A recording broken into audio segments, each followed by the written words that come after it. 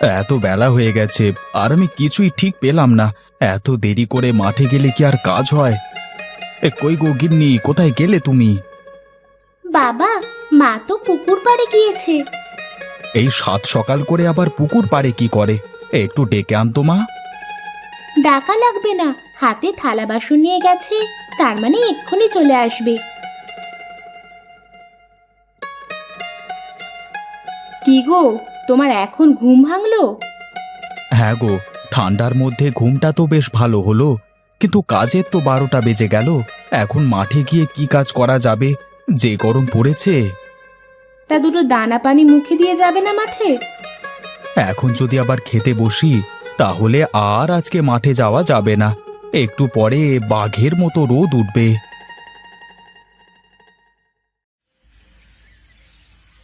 দেরি যখন হয়েছে তখন কিছু মুখে দিয়ে তারপরে যেও। না না, তার আর দরকার নেই। একেবারে বাড়িতে এসেই খাবার খাবো। যাও তুমি, আমার কাঁচিটা এনে দাও।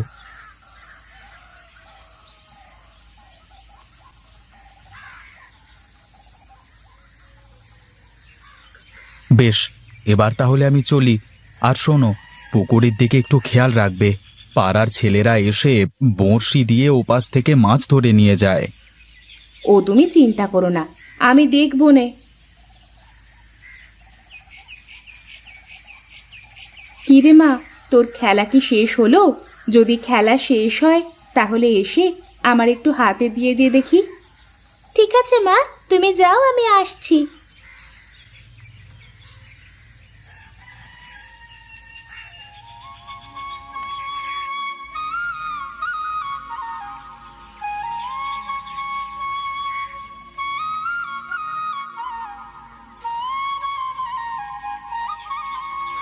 কি গো রামুদা, একা একা দাঁড়িয়ে আছো যে? কি করব বলতো বিনোদ, আমার তো সব লস হয়ে গেল। তোমার আবার কিসের লস? তুমি একলা মানুষ, আর কত দিক দিয়ে ইনকাম করবে বলো তো? আরে পাগল, পুরুষ মানুষ ইনকাম করতে না পারলে কি আর তার কোনো মূল্য আছে? কিন্তু এবার তো আমার জমিটা এভাবেই পড়ে থাকলো রে। এক কাজ করো দাদা, তুমি বরং তোমার জমিতে কলার পোয়া লাগিয়ে দাও। বেশি একটা যত্নও করা লাগবে না। শুধু শুধু জমি পড়ে থাকবার চেয়ে ভালোই হবে। হ্যাঁ, তা না হয় বুঝলাম, কিন্তু এখন আমি কলার পোয়া পাবো কোথায় বল দেখি? এক কাজ করো, তুমি আমার সাথে আমার জমিতে চলো। আমি তোমাকে দেখিয়ে দেব। সেই পোয়াগুলো তুলে তুমি তোমার জমিতে লাগিয়ে দিলেই হবে, বুঝলে? তাহলে তো বেশ ভালোই হবে। এই যে, তুই সত্যি সত্যি আমার ভাইয়ের মতো কাজ করলি। তোকে আসলে কি বলে যে ধন্যবাদ জানাবো। থাক থাক, তোমাকে আর আমাকে এত ধন্যবাদ জানাতে হবে না। তুমি চলো আমার সাথে।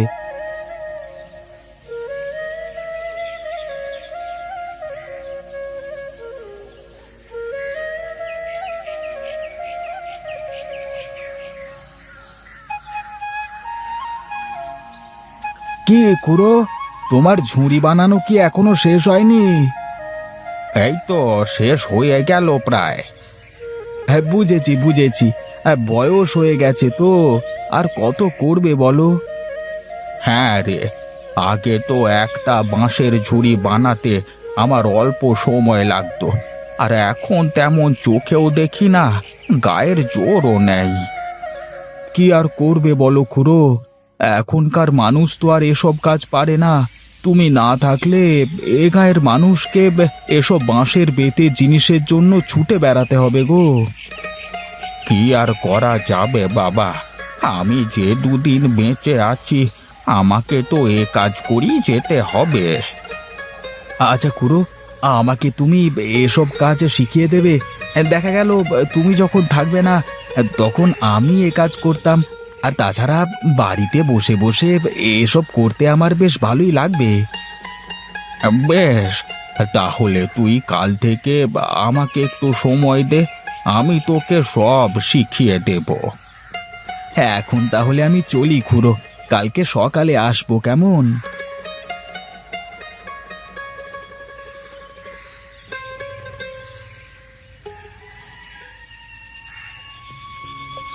ও বিনোদদা, একটু শোনো তো। বল কি বলবি? এই তেমন কিছু না দাদা, তোমাকে তো বলেছিলাম আমাকে একটা কাজ ম্যানেজ করে দিতে। তুমি তো আর পারলে না, তাই আমি আমার কাজ নিজেই খুঁজে নিয়েছি। তোমাকে আর কষ্ট করতে হবে না দাদা। তাহলে তো খুবই ভালো। দেখ, আমি তো নিজের জমিতে নিজে কাজ করি সব সময়, আর আমি তো অন্য কোনো কাজেও যাই না, তাই তোর জন্য তেমন কিছু করতে পারলাম না রে। না না দাদা, আমি বুঝতে পেরেছি, তোমাকে আর কিছু বলতে হবে না। যাই বলো, তোমার কলা গাছগুলো কিন্তু বেশ ভালোই হয়েছে দাদা। হ্যাঁ রে, কেমন তত্তর করে বেড়ে উঠেছে গাছগুলো। এখন শুধু ভয় হচ্ছে, দেখ না, জোরে ঝড় বৃষ্টি হলে কি যে হবে। তুমি এক কাজ করো দাদা, যত তাড়াতাড়ি পারো গাছগুলোতে প্যালা দিয়ে দাও আর গোড়ায় মাটি দিয়ে দাও। আমার একটা উপকার করবি ভাই, কালকে আমার একটু কাজ করে দে না, আমার কলা গাছগুলোতে প্যালা দিয়ে দে। কিন্তু আমি তো কালকে সকাল থেকে হরিখুড়োর কাছে ঝুড়ি বানানো শিখতে যাব। আচ্ছা, কাল বিকেলে হলে করে দিতে পারবো। বেশ বেশ, তাহলে তাই হবে। হ্যাঁ, আমি কিন্তু বাঁশ খুঁটি রেডি করে রাখবো, তুই আসলে দুজনে মিলে করে ফেলতে পারবো। খুব একটা বেশি সময় লাগবে না, বুঝলি? এখন তাহলে আমি চলি দাদা, আমাকে আবার বাড়িতে ফিরে বেশ কয়েকটা বাঁশ কাটতে হবে। এখন থেকে আর বসে থাকবো না, বুঝলে? হ্যাঁ হ্যাঁ, বসে বসে খেলে কি আর চলে? একটু তো পরিবারের কথাও ভাবতে হয় নাকি?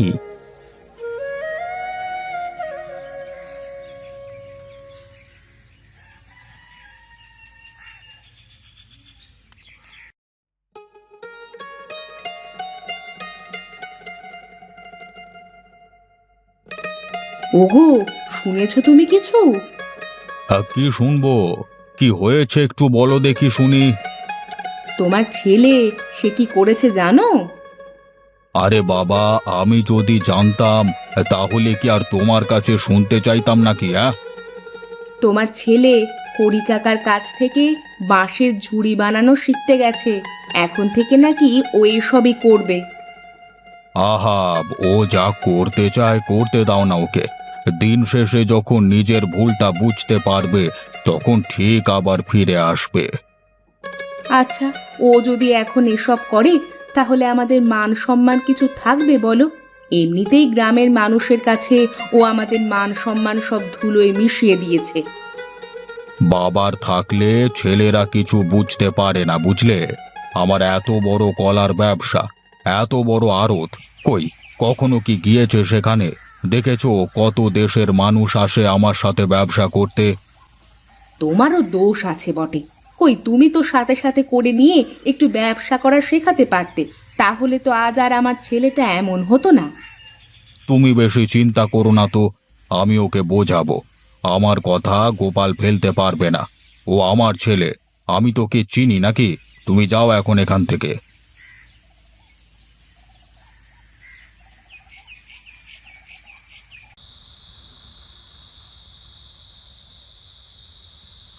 কি গো, তুমি এখনো ঘুমাওনি? কি চিন্তা করছো এত, বলো তো দেখি। চিন্তার কি আর শেষ আছে গিন্নি? এই চাষবাস করে কিচ্ছু হচ্ছে না, শুধু দুবেলা দুমুঠো পেটের খাবার ছাড়া। এই তো অনেক, কত মানুষ তো ঠিকমতো দুবেলা দুমুঠো ভাতও পাচ্ছে না। তা তুমি ঠিকই বলেছ, কিন্তু জানো গিন্নি, আমার তো দু চোখ ভরা অনেক স্বপ্ন। আমার একটু বড় বাড়ি হবে, আমার চারুমাকে শহরের বড় স্কুলে ভর্তি করাবো। সব হবে, তুমি তো চেষ্টা করেই যাচ্ছ। একদিন না একদিন তোমার সব ইচ্ছে পূরণ হবে। নাও তো, এখন আর বেশি বকর বকর না করে ঘুমিয়ে পড়ো। তোমার না কাল সকালে ঘুম থেকে উঠে বাজারে যেতে হবে। ও হ্যাঁ, কালকে বাজারে গিয়ে প্রতাপবাবুর সাথে কথা বলে আসতে হবে। জমিতে কলার কাঁধগুলো বেশ ভালোই পড়েছে, মনে হয় বেশ ভালো চড়া দামই বিক্রি করতে পারবো। বেশ, তাহলে ঘুমিয়ে পড়ো এখন, আর একটা কথাও বলবে না।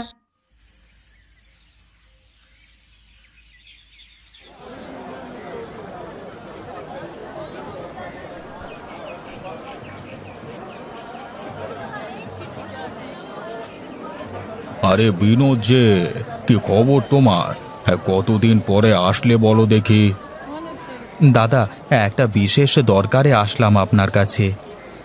বেশ বেশ, বসো বসো, বসে কথা বলো। দাদা, এবার তো জমিতে কলার চাষ করেছি, বেশ ভালোই কাঁধ পড়েছে। ভাবছিলাম যে কালকেই সেগুলো বাজারে তুলবো। আপাতত বাজার তো একটু কম, দুদিন পরে বিক্রি করো। আর যদি টাকার বিশেষ দরকার হয় তাহলে আজই কিছু টাকা অগ্রিম নিয়ে যাও। আসলে দাদা, শুনলাম 2-1 দিনের মধ্যে ঝড় বৃষ্টি হবে, কাঁধিগুলো অনেক বড় বড় হয়ে গেছে, আর কলাগুলো বেশ দেখতে হয়েছে। আরে আমার তো কলা কেনা হয়ে গেছে, না হলে তো নিতে পারতাম।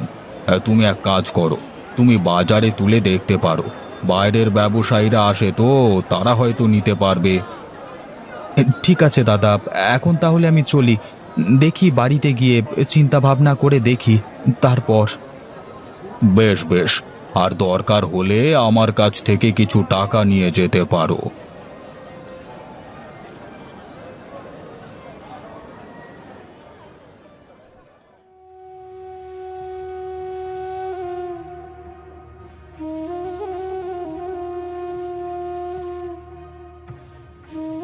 ওগো, আমি বলি কি, আজ না হয় ওকে শহরের কোনো হাসপাতালে নিয়ে যাই। এভাবে তো মেয়েটাকে চোখের সামনে মরে যেতে দিতে পারি না। একটু ধৈর্য ধরো, কাল সকালে কলাগুলো সব বিক্রি করে ওকে নিয়ে শহরে যাব আমরা। মেয়েটা আমার আজ দুদিনে শুকিয়ে অর্ধেক হয়ে গেছে, একটু দানা পানিও মুখে দিচ্ছে না। তুমি একটু চিড়ের মার করে খাওয়াতে থাকো না, তাহলে তো একটু শক্তি পাবে। আমি একটু জমিতে যাব, ও কলাগুলো সব কেটে রাখতে হবে, সকাল সকাল বাজারে যেতে হবে তো। বেশ, তাহলে যাও, আমি একটু ওকে খাওয়ানোর চেষ্টা করি। জ্বরে গা একেবারে পুড়ে যাচ্ছে মেয়েটার।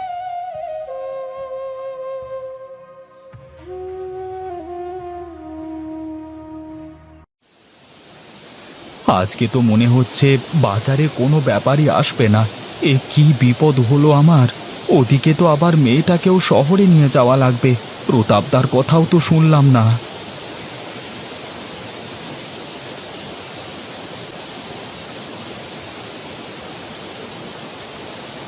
আরে বিনোদদা, তুমি এই বৃষ্টির মধ্যে বাজারে এসেছো কলা নিয়ে? হ্যাঁ রে, আমার মেয়েটার খুব শরীর খারাপ, শহরে বড় হাসপাতালে নিয়ে যেতে হবে, কিন্তু বাজারে তো আজকে কোনো ব্যাপারীর দেখা মিলল না। এখন আমার কি হবে? তুমি কোনো চিন্তা করো না দাদা, আমার সাথে চলো। বাবাকে যারা কলা দিতে চেয়েছিল তারা কেউ কলা নিয়ে আসেনি, ওদিকে শহর থেকে গাড়ি চলে এসেছে। তুমি এক কাজ করো, তোমার কলার দাম একটু বাড়িয়ে চাইবে বাবার কাছ থেকে, কেমন? কিন্তু কেন? আমার কলার যা দাম তা পেলেই তো হবে। তোমার দেখি মাথায় কিচ্ছু নেই। শোনো, আমার বাবা যখন কলা কেনে তখন চাষিদের বাধ্য করেই তো কলা কেনে, তাই না? তুমিও তাকে বাধ্য করে আজকে বিক্রি করবে, আর তার তো আজ কলা লাগবেই, আর তোমারও বিক্রি করতে হবে। মাঝখান থেকে তোমার একটু বেশি টাকা হবে, তাই না? বেশ, তাহলে আমি তোর কথাই শুনবো। চলো চলো আমার সাথে, তাহলে চলো এক্ষুনি।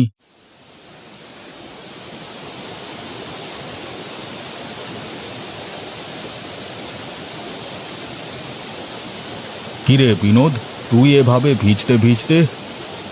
দাদা, আমার খুব টাকার দরকার, মেয়েটা অসুস্থ, তাই কলা নিয়ে হাটে এসেছিলাম, গোপাল গিয়ে ডেকে আনলো আমাকে। বেশ বেশ, তাহলে এক কাজ করো, তোমার কলার কাঁধগুলো সব ওই ট্রাকে তুলে দাও। দাদা, আমার কলার কাঁধগুলো তো বেশ বড়, বেশ ভালোই দাম পাবো না? এই বৃষ্টির মধ্যে আবার তোমার কলাকে নেবে শুনি? যাও, তুমি ট্রাকে তুলে দিয়ে এসো, আমি তোমাকে ন্যায্য দামই দেব। বাবা, আমি কিন্তু ওখানে ছিলাম, আমি জানি কত দাম হয়েছে। তুমি যাও বিনোদদা, তুলে দিয়ে এসো, উনি যা দাম বলছেন তার থেকে বেশি দেব।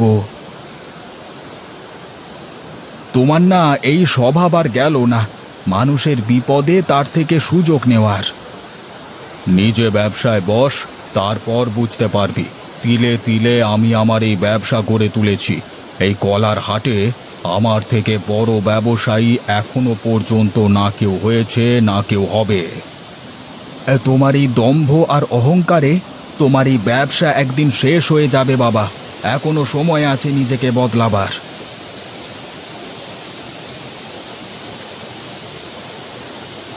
দাদা, এবার আমার টাকাটা পেলে বাড়িতে চলে যাব। মানে ভিজেছি তো, জ্বর এসে যাবে। শোনো বিনোদদা, বাড়িতে গিয়েই মেয়েকে নিয়ে শহরে চলে যাবে। আর হ্যাঁ, যদি টাকা পয়সার দরকার হয় তাহলে আমাকে বলবে কিন্তু, কেমন?